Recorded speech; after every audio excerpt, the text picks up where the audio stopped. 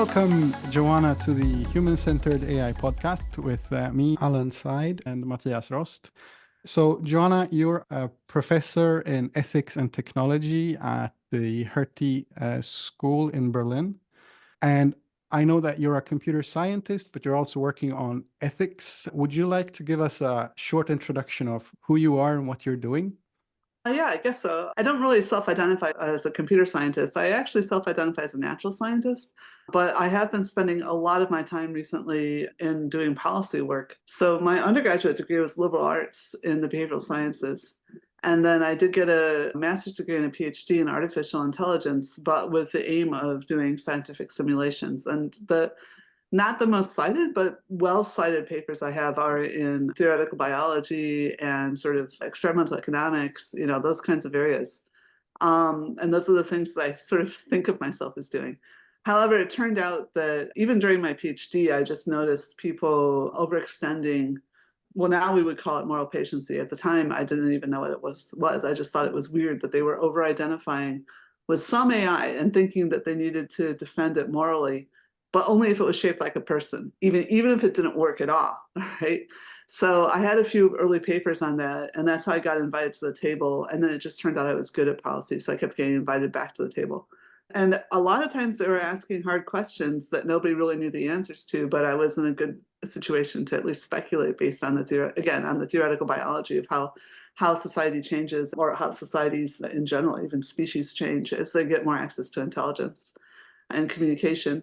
And then at some point I realized this was going to just keep happening. And so I started shifting the work I'd been doing previously on the evolution of cognition more over towards cooperation. And in particular, right now, I'm doing a lot of work in political polarization. Okay, thank you. You said you were self-identified as a natural scientist, and looking at many of the scholars in ethics and ethical AIs and so on, many of them come from philosophy, psychology, and similar. So it's very interesting to have the perspective that you have. I have had, actually, I guess I could say this. There was somebody who applied to be, we recently lost our president at Hertie School a few years ago to cancer, unfortunately. And so one of the people who applied was actually a professor of philosophy. And when I said, look, I'm not really a computer scientist, I'm more of a natural scientist, he said, no, you're a philosopher. He was really angry that I wasn't self-identifying as he did as a philosopher, because he really saw me as a potential asset. So I do see that what I do is relevant to philosophy. And if I ever finish writing the book that I'm never writing, when I'm doing all these podcasts and talking to all these people in Brussels and whatnot, then maybe I'll be thought of more as a philosopher or as a cognitive scientist. I think, cognitive science is sort of in between psychology and computer science and philosophy. And all those things sort of are on board there. And so maybe I should think of myself as a cognitive scientist, but I used to attend their main meeting, the cognitive science, but I got bored of it because it was too much about language. So the places I really like to go to now there's a meeting called the International Conference on Social Dilemmas. So how do you decide whether to invest in yourself or your group? And then the other one is the European Human Behavior Evolution Association. Those are my two favorite meetings right now. Although I'm still a sucker for anything with microorganisms and things too. If I have time, I like to go. Super cool. I guess, well, it depends on how you define philosophy, but I guess you have to be a philosopher before you're a natural scientist anyway. Oh yeah, I absolutely think natural science, I prefer thinking of it as natural philosophy. We have extra tools now. We have more forms of evidence. But at the end of the day, we still have to do what we've always done, which is, come up with a litany of mistakes people make and then try to make sure, that's what peer review is about. Basically is, having a litany of attractive ideas that we learned that people worked very hard and figured out don't work. So yeah, actually the weird thing to me is that even philosophy now, so there's this guy, Marcus Kneer, I think there's some others, but he's just the one I know, that is doing really great experimental work, but he self-identifies as a moral philosopher. And so it's almost like philosophy is falling into becoming a natural science too. And so the sciences are more or less defined by what they study, and philosophy is the thing studying, among other things, morality. So it's interesting if in a way that there's going to be some equalizing, because more and more things are susceptible to more and more kinds of evidence. And I guess it would be really useful, though, if more scientists saw that. So I remember once I was at MIT, and what was her name? Anna Forrest came, and she was a theologian, and she taught a course, I forget what it was called, but anyway, a bunch of people were absolutely up in arms that, that you cannot have theology at MIT, that, that everything is based on more evidence and whatever. And of course, they were arguing this. They weren't giving evidence. They were making arguments, and it was like completely non-reflective on the process that they were going through and trying to decide whether or not to exclude this area of human knowledge. And I'm not saying which side of that debate I was on. I just remember being really amused by how badly it was being held. It was just, but that was MIT. They did not teach you to debate. And at Chicago, that was the main thing they taught you. So it was very weird once in a while when something important would come up at MIT, they didn't have the skills. And I guess if you look at like what's happening on some of the US West Coast companies, that it looks like worse than MIT. Surprise. So it's not every day you get to talk to a professor in ethics, and I think it's kind of a nice starting point. Could you explain ethics? No, actually, I know you're short on time, but like, could you give a short explanation? Yeah. No, but I love the fact that you're calling yourself the Human-Centered AI podcast, because so I can and I can't. On the one hand, I never had a philosophy degree, and so I'm not really a master of this. But I've been in it long enough that I can at least tell you how I'm using the term. Again, something I learned at Chicago, that at least you define, if there's a term that's being used multiple ways, you just try to be clear within your own writings. So for me, I actually use the term ethics to embrace every means by which populations hold themselves together. So things that are general, like you don't want to murder each other or steal from each other. That's obviously disruptive. But then there's other things like, how do I happen to dress, right? Do I take my shirt off in a Zoom call, right? Those things are more identity flags. Maybe there's a little disruption, but it's mostly about identity flags, about exactly how we address those concerns. But identity is, again, one of the means by which a society holds itself together, right? You need to have some idea of who's in the society and what's going on. Otherwise, it isn't a group. I mean, you can imagine a global group, right? I'm not saying, again, I'm not trying to be judgmental about what is the right size for a group, but this is just definitional. So I tend to use ethics for that, and then I use morality for the subset that we're actually conscious of and can talk about, because quite a lot of the things that are by which we hold together our society are implicit. So, for example, that being isolated is essentially torture. It's an incredible stressor, right? Well, that's true for all social species, and it's part of our survival strategy that we try to make sure that we're around others, because we use the vigilance of others to keep ourselves safe. So we don't have conscious control over that, but then we do make a set of laws and decide like, oh, isolating people is a form of punishment or whatever. And so, but again, those definitions are pretty random. I found out at one point, it was actually the Red Cross held a big meeting about autonomous weapon systems, and they brought a whole lot of people in. It was great. It's a wonderful window into how policy is made.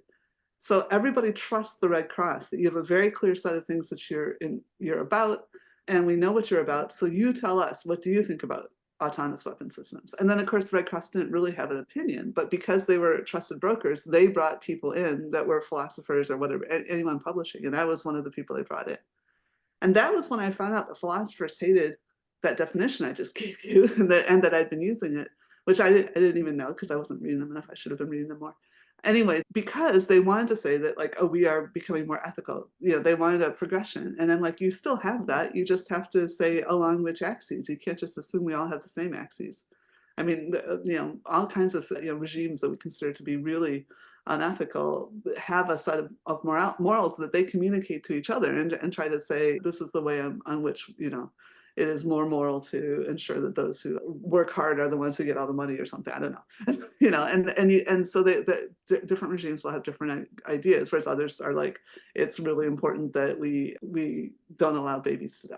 Right. And it doesn't matter how the baby was born and what circumstances or whatever. That's the thing we have to focus on. So at that time, I didn't realize it was controversial, and it was. But now afterwards, it became a thing where it was like 2018 or 2019 that the human rights people started getting involved with AI ethics. And they basically, before that, was mostly computer scientists that happened to be interdisciplinary and know some stuff. And then all of a sudden you had like the UN rapporteurs coming in and going, why aren't you using human rights? Why are you talking about ethics? Because the human rights are established and they're grounded and they're agreed and negotiated. Why don't you use those? And basically all of us, like, everyone who's been around long enough, like Virginia Dignam, whatever, we all were like, yeah, okay, that sounds good. And we switched immediately over to that. Now, actually, again, working on this a little more, I've realized that human rights are a little more problematic than I had previously realized. So I do think we have to respect these processes. And one of the things that's driving me nuts right now is that UNESCO went through a huge process. I think they have one of the best documents now about, indeed, human-centered, but anyway, about AI ethics in general. But a lot of people are now trying to reinvent the wheel and acting like that didn't happen. It drives me nuts. At the same time, there are serious and interesting questions about, well, what are human rights? Are they discoverable? Are they, actually inviolable, truth self-evident that we can discover? Or are they more like language that the meaning of a word will drift in time as we find more useful things for it to express, and that's partly because we discover new things, but it's also partly just because our challenges change, or, what's salient changes.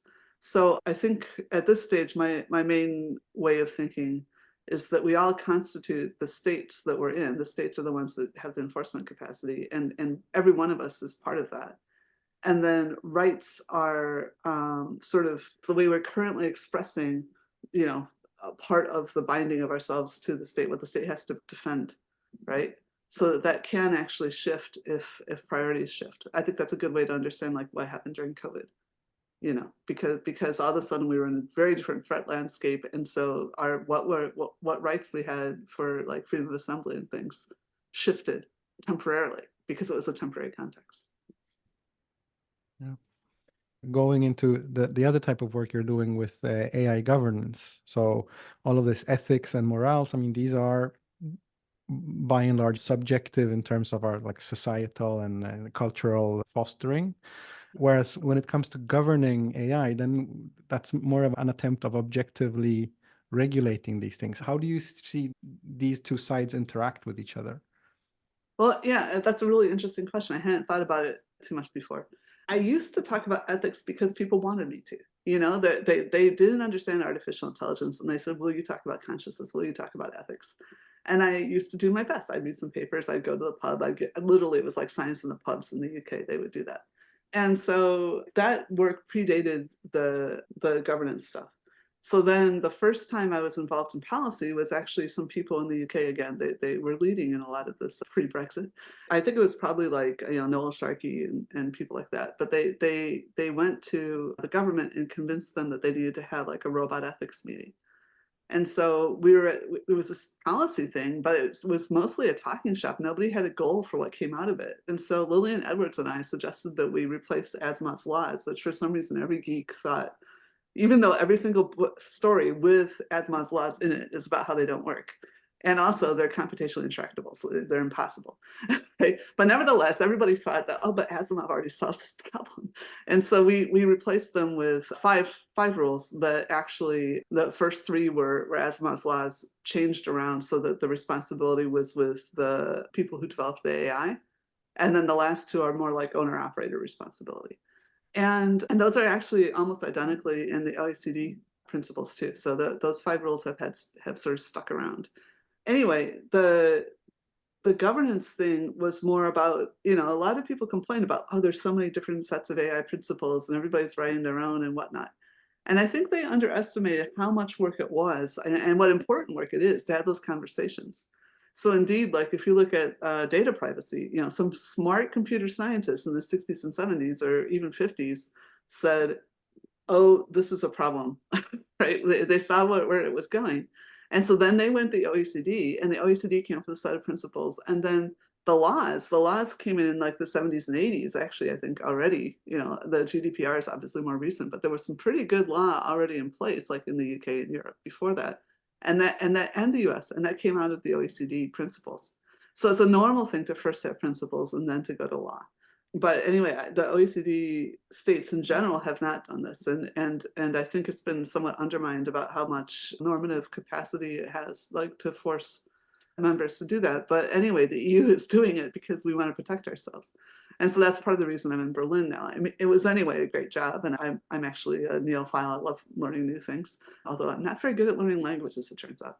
But anyway, but nevertheless, the main thing is that the EU are the only ones that are actually trying to shift this into real governance, and not just, I don't want to say real governance. Absolutely, what I, again, this is definitional depending on how you say it, but I would argue that every entity has to regulate and govern itself, and so of course, companies do self-governance and whatnot, but having governments that actually enforce the good ideas that those of us who constitute the country have brought it up, including the corporations, you know, the tech sector don't seem to realize that most sectors get together and figure out what would be bad, and then they go to the government and say, we've decided we don't want this. Could you please enforce it and stop people that are doing a race to the bottom in our sector? You know, and the tech sector is like, you can do that. You know, it's just really weird.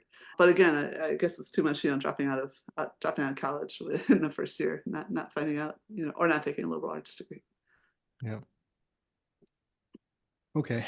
So a lot of the governance stuff in AI has surfaced in the last, say, 10 years. And with the growing speed of the advancements in AI, how do you think the rules and regulations, how will they adapt to the advancements in AI in the next 5, 10, 15 years?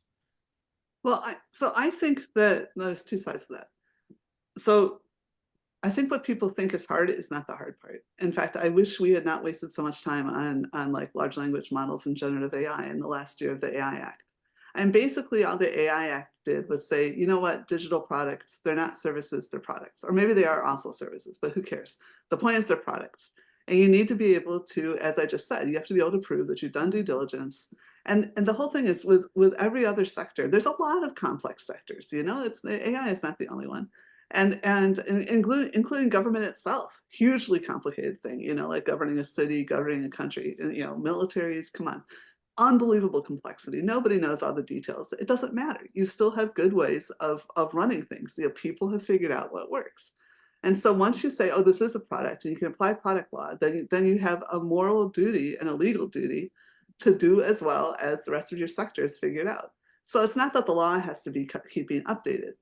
So, okay, so that's the side where I'm not that worried about, you know, like, oh, there's going to be some new innovation of AI. How are we going to regulate it? Just exactly, the sector will figure that out, and then we'll enforce that's what government's doing. And in the AI Act, the two biggest things I was worried about before are actually handled not in the AI Act, but in the Digital Services Act, which is dealing with sort of the surveillance of people and the recommenders and their customized advertising and things like that. So that's one of the great harms that we were seeing. And then the other is the Digital Markets Act, which addresses market concentration, which honestly is not just about the digital market, and I was really, so I didn't kind of like the idea that we had special laws for the tech giants. But from what the German justice people, one of the cool things about being in Berlin, I've met so many people in senior in ministries, it's very cool.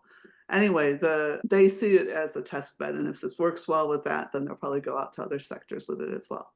So anyway, those were the two biggest things I was worried about, was just the sheer power and then the way it was being expressed in terms of recommendations and manipulation of people, which I still think is under-recognized, the extent to which you can use AI to surveil and find individuals that you can then get to do something stupid like go to Stockholm and burn a Quran, right? You know, so I think we're still not recognizing the extent to which this is a security threat for that kind of way, where I just heard a great talk by this guy, Oliver Marsh, about how he used to do disinformation for the British in Number 10.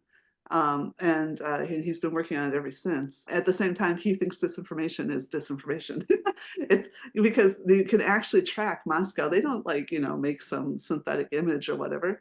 They go and find something in the Wall Street Journal that happens to align with their goals. So again, surveil all the stuff being published in the respected publishers, and then massively promote the things that help them achieve their own goals, right? And meanwhile, these newspapers are under massive pressure to show diverse opinions, and so they will have stuff that really they shouldn't.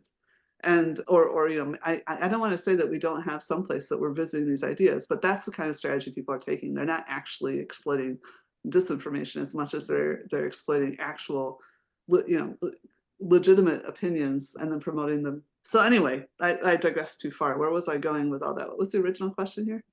how AI regulation will All adapt right. to the I was going to tell you developments? other things I'm afraid of. I got wrapped up in the fact that I'm worried that we are underestimating the surveillance capacities and the threat through that.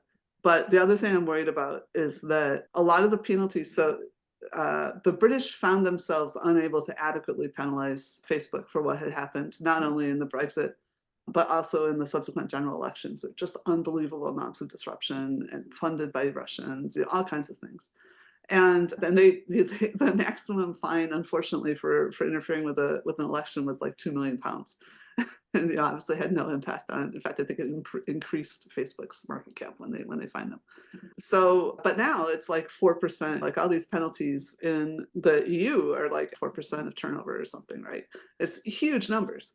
But what I'm worried about is that, okay, this is going to affect things like Google or Microsoft with enormous build infrastructure and brand and everything else. But again, going back to the Facebook problems in the UK, if you look at SLC, the company that had Cambridge Analytica was actually sort of a shell company for them, apparently because Steve Bannon thought Cambridge was cool or something, and they wanted his money. Well, they wanted Mercer's money anyway. The point was they got in trouble. They were basically dissolved. They went bankrupt, and all those same guys made another company doing the same thing. So I think in the digital era, it is way too easy for a company to liquidate and then reform.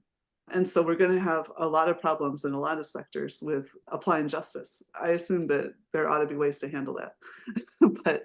but some of the traditional sanctions just won't work. I mean, that's kind of like what happened with 2008 too, right? Suddenly you allow banks to sell debt a little further away. And people thought, oh, we can arbitrage that. It'll be okay. It's like, no, it went nonlinear in a way you hadn't anticipated. The risk did. So I think we're going to have some more of those kinds of, One of the things about all this is I started to realize and understand more. Americans tend to expect, I don't know, we're raised by, I've gone so far down a branch. Let me say this again. Americans tend to, we were founded by fundamentalists. We tend to think things are going to be black and white. And so do computer scientists and autists. They think, we'll get there. There's a goal, we'll finish, And that's not regulation is like breathing. Right? It's an ongoing process. We're never going to solve everything, but we have a special obligation to trying to solve the times we're in. But of course, we should also think in the longer term too. But, it is just that you do see where the new problems will come. But I don't think it's anything particular about AI. So the AI Act and Digital Services Act and so on, these are EU initiatives, right? But there's plenty of stuff going on outside of the EU. Do we need some like global governance for these things, or like a humanity-centered focus on AI instead of human-centered? So it was just Kant's birthday, and I found out that I agree with him about something, which that if you have a single government over the whole world, it's going to be corruptible.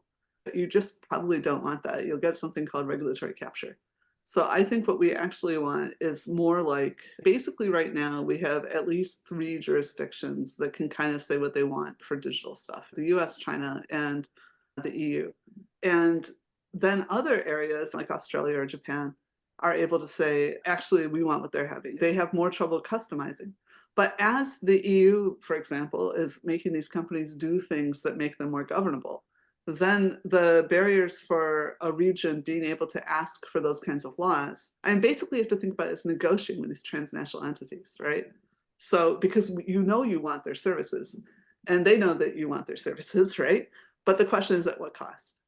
And as they already are becoming governable to deal with the EU, because we're 20% of the world's GDP, so we're pretty worth pleasing, then the cost, the barriers to entry to meeting slightly different laws reduce, because they've already got that platform built into their platform, if you see what I'm saying. So I think ultimately we're going to have more like something on the order of like 8 to 20 jurisdictions for digital stuff. And I was just having this conversation with a bunch of Americans. They're like, so it's going to be 5, because it's going to be 20% for each. It's like, America's already 24, right? And again, look at the EU. We have 27 countries, and 3 of them currently, before 4 of them were in the G7, right? So, but some of them are like a few 100,000 people, right? And I think that you're going to see something more like that. That you're going to see the multiple scales, and I think there's strength in that. But there's reasons that not every little principality is going to have their own digital restrictions, because people are going to say it's not worth doing business there. So all these people are talking about global governance right now. To be honest, I think a lot of them are just being backed by big tech because big tech doesn't want to have to deal with multiple jurisdictions. And honestly, what they don't want to deal with is the EU. And so I think a lot of the stuff that we're seeing, not even at the UN level, also at the Council of Europe level, is, which had the Council of Europe have been doing great work for a long time. And it's almost like they shot their own legislation. Well, it was not really legislation, it's treaties and stuff.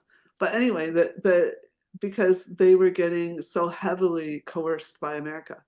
So America is trying to find ways to turn the EU more into being like America. And I just don't think that's good. The US is great at a lot of things, but there are some things that it's not doing that well at right now. And I think that what you want is you want heterogeneity. Solutions come from diversity. Creativity comes from diversity. So I think we should be trying multiple strategies. And I think the US, at the end of World War II, it was more than half the GDP of the planet, but it still had problems with Vietnam, right? There are some problems you can't solve just by being the strongest country. And you want good friends, you want strong friends. And especially if you might break a leg or something, you need someone you can lean on, So I think that they shouldn't be working so hard to try to stop the EU from being able to regulate itself. And I think we need to respect the other countries. I just proofread a few months ago one of the Indian policy documents. And it's funny because it turns out that one of my students actually knew one of the authors. Anyway, that they'd had interactions before. But anyway, it was like for the Minister of the Economics or something. But why wouldn't India is a lot of people, and why wouldn't it eventually come to a similar situation as China? Not identical necessarily, but So from what you're saying, I take it you see these regulations as something positive. And you've been in this kind of AI field for longer than a lot of people nowadays, I think. And so you've seen kind of how this technology have evolved, how things are changing. Would there have been an earlier time that this regulation should have been in place? Or should we have done this sooner? Or should we do it later? Like, when is the right time to regulate? This kind of counterfactual reasoning is like almost pointless in a way. I guess we should think about it because people say, and some people still think we're regulating too soon with AI. I would think absolutely not. We've seen the harms that have been done. I mean, it's a difference between regulating too soon and regulating badly, right? So if it turns out that some of the regulations are really causing trouble. I mean, the GDPR, people claim it's causing trouble. And then at the same time, you've seen this explosion of the digital economies in the EU. I mean, it's really doing what it was intended to do. And I don't think that's a bad thing. And it's the baseline that's underrunning all the AI regulations that we were just talking about, that we have this fundamental defended right. Well, that we recognize that your data is a part of your person. And people can be manipulated through their data just like they could be physically grabbed. That's been a really important baseline. I don't want to beat people up because we didn't do it before. And I did sometimes think we're in trouble. I think we are in trouble. I mean, if you look at the climate crisis, we really needed to I think digital governance is not as important as the climate crisis, but at the same time, solving digital governance and getting it out of the way and having, resilient democracies in place before there's too many more, climate-induced wars is a good thing. So I think we really, really needed to do something and start understanding these questions. I mean, a lot of what we've gotten with the Digital Services Act is just data that the US companies were refusing to give up to US researchers, right? In fact, Twitter was originally the most collaborative company, and then look what happened to it. I wish people were seeing that companies like Google and Twitter and Microsoft and Amazon, they have become an essential utility. A lot of people use them. A whole lot of companies are only available. It's ironic that Amazon is concentrated in its own sector, but then that's allowed a diversity of companies that couldn't have competed before to be right under that, and be sold. So anyway, normally if you have something that's a utility, they should get extra governance because they're in a situation where there will be less competition. And so you can't rely on the market to ensure, good ethical behavior and including appropriate pricing. And there's some people have just backed off of all that theory since about 1980. Nobody's really published in the area. And they're like, oh, governments couldn't possibly intervene because we don't really know what the value of the work is and how could we set a fair price? It's like, that's not how it works. You just have to come up with something, right? And if it turns out to be too high or too low, you can tell by what happens to the market cap and companies, the entry of companies into the sector. So you just have to estimate. You don't have to sit there and say, oh, we need to compute the absolute correct price. What's important is that we make sure that that things, Twitter was providing real-time political communication. It was really essential for a lot of countries. It was the main way that journalists and people who are sufficiently elite to know what was going on found out what the current COVID policy was, right? A lot of countries didn't have a better form of political communication. And even now, when it's been seriously disrupted in terms of recommenders and things, which honestly I prefer Twitter without recommenders. So basically a lot of people can't use it, and even scientists can no longer use it for understanding what's going on during crises. I mean, it used to be a phenomenal source of information for helping when there was like hurricanes and whatnot. You could really see what was happening and get resources, and we were able to communicate. But the elite are still able to communicate because we basically aren't using it. We're not using the recommenders. We're only following, a smaller number of people that actually matter and who we know who are. And so you're still seeing that politicians and journalists are doing important signaling through Twitter. But it's a shame that it was allowed. I mean, I don't think it's a shame. I think it's a crime. I think it's literally a crime that it was not defended, that it was not identified and defended. And honestly, I still hope that it'll be recovered. I know there's a lot of alternatives. I'm on a lot of them. But I think a lot of people are underestimating the real amount of real computational work that goes into building a network like that. And it's not a quickly recoverable resource. Yeah, they've had 20 years to establish a service. So it's and there wasn't any competition. Yeah, so a lot of people, and it's not just them, although there was like huge numbers of servers, they did not look that if you compared like how many servers they had to how many servers Wikimedia has, which obviously Wikimedia also has a global service. It's just gigantic. And half the people they laid off, but that was like, what, 7,000 people. So they had like 14,000 people working for them or something. I don't know if I've got the numbers right. You should double check. But it was still a much larger scale than I had realized, even though I was somebody who was kind of wrapped up in this. But anyway, despite all that, what I'm really talking about is the millions, the hundreds of millions of people that had figured out who they had time to follow on a day, right? That is an enormous amount of work too. And people learning to, especially without the recommenders, people learning what was appropriate, like how much do I talk? And so that I get the right number of followers and stuff. There was just an enormous amount of work that was done. Twitter's rise to the infrastructure that it became, that was mostly before all of this governance was in place. It was mostly before GDPR, before the Digital Service Act, before the AI Act. And now as these things are implemented and becoming used, services like that are kind of moving the other way, sort of. Is that something we need to figure out, how to actually make use of these policies or to implement them? I don't think a lot of people are moving the other way. So we see a lot of companies coming in wanting to be early compliers. They think it'll be good for their reputation. So I don't see a lot of companies trying to move the other way. And the other thing is that Twitter actually, again, one of the reasons I liked it was at least early, it did follow all the principles and at that time laws of data protection. So one of the things that I've read, and it somehow got kind of dropped, but years ago, was that you have something that's called a duty of care when you get things, including data, right? And that a lot of companies, the majority of companies, realized that they had a duty of care because they were just absorbing, even like bakers, have data about how the well-being of their customers or whatever, right? So basically, most of the companies, they thought, okay, we've got all this information. What are we going to do? Maybe we can sell access to people like what Google does. Say, you're interested in 7 feet tall men. I know some. Tell me what you want me to tell them. And then a smaller number of companies like LinkedIn and Facebook said, oh yeah, here's all the data we have about 7 feet tall men, right? Whatever you want, you can buy that. And in fact, we'll tell you about their friends too, if you want. And so basically, again, this goes back to, even though nobody had written down explicitly the law, there were still these things that if you could have tried these cases and said, look, 70% of the tech industry did not think that was ethical. So you knew you were doing something wrong. But a lot of governments don't want to go up against actors with huge amounts of money without a better defined case than that. So I think it all just kind of got dropped. But people were talking about that maybe 10 years ago. So I guess this boils down to ethical interests and economic interests, and if and when they align. Well, governance is hard, and it's interesting. It's actually super.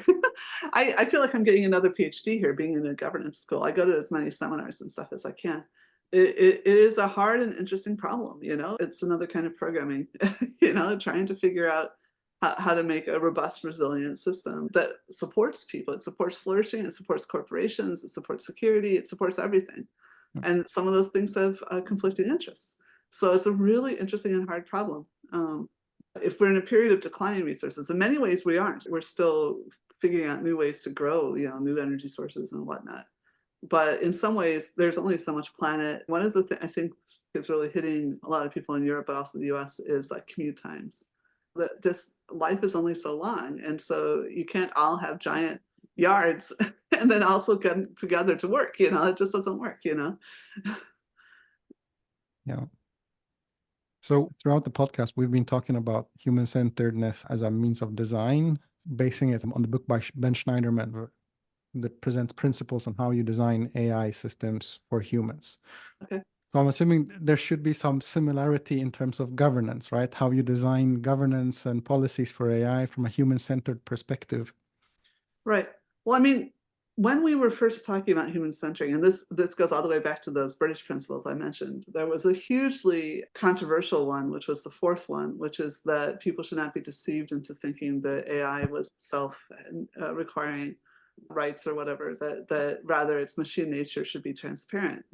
And so some people really, really want to build babies. They wanted to center it on culture or, I mean, one time I was in a room at MIT when David Otter was talking, the economist, and the students, it was a room that was a class on AI ethics. And so the students were asking questions about the well-being of the AI. And David Otter literally didn't understand the questions. And then when I tried to translate the question to him, he thought I was this crazy woman in the audience. What is she doing? Right. But eventually other people said, she's right. And I got to know him. He was doing a great talk. So we emailed, but he's just like, yeah, why are they worried about the means of production's well-being? It's just like, how can the proletariat worry about that? It's not like he's like a lefty, but it's still like it's basic concepts. So anyway, I think I thought about it hard. I was a sci-fi geek too. Why do you go to MIT and build humanoid robots? Obviously, I would love to have plastic pals or friends to be with, but I don't see that there's any coherent way that we can have a system of justice that's anything other than human-centered. I think that it's just like I said, all the penalties of law, everything that we value, all of our aesthetics, everything is all about the survival of our species. Those are the things that appeal to us. And I don't think we could construct something specifically to care about what apes care about. If we put in the thing that says, oh, I don't want to be lonely and going to jail is a bad thing, we can take that back out again. So at the stage of design, the fact that we're talking about artifacts means that we are now in a different zone. And so I think the only way to think about artifacts is as extensions of either individual humans or of human agencies. So like corporations or governments or families or whatever. So I think human centering is absolutely essential to all successful digital governance. Now that's about digital governance itself. One of the things I mentioned before, like this thing about corporations being able to reform themselves, that isn't about digital corporations, that's about any corporation. So we are facilitating a new world where, that actors can have huge impact at a distance. I mean, this is what the Westphalian system was because people were freaked out that the Pope was having impact in their countries, right? So it's not totally new, but the extent to which people can change information landscapes from the other side of the planet is new. So I think we will see ongoing innovations around trying to maintain coherence. As a scientist, you should always be thinking you might be wrong, right? There's a lot of possibilities out there, and I'm going to work hard on exploring the ones I think are interesting. And if I'm adequately certain, then I'll write about something. But if people are adequately pressed for time for a solution, then you give them the best you have available. Anyway, one of the things people really like is decentralization. And I think that works for certain classes of problems. But I think there's a massive underestimation of how useful and important coordination is too. And that we're not going to be able to entirely, I think that enforcement being rooted in geographic location, that you're in a state that you have to cooperate with your neighbors, that there are borders. I don't think that stuff is going away. I don't think we're going to live in a, what was it, snow crash or something world where like you chose what citizenship to have and you just had a, and some people are doing that, like, well, Irish, but it was, even if you have an Irish passport, you don't suddenly live under Irish law, right? And if you have an Estonian passport, then you might be able to incorporate your company in Estonia. But at the end of the day, Estonia has to take care of itself, and it has to deal with the fact that Russia is its neighbor. And that's why it's working with the EU, and that's why it works with NATO. And I think that, again, because we are a bunch of apes, where we are matters. And even though it's easier for us to move than it ever has been before, and that's one of the things that's creating new governance challenges, we need to sort of re-reify the importance of where you are, and when you move somewhere, connecting to that location and becoming part of the web of regulation that is grounded in that physical space that's providing you with food, shelter, healthcare, fire protection, everything, not to mention whatever missile shields and things. Yeah.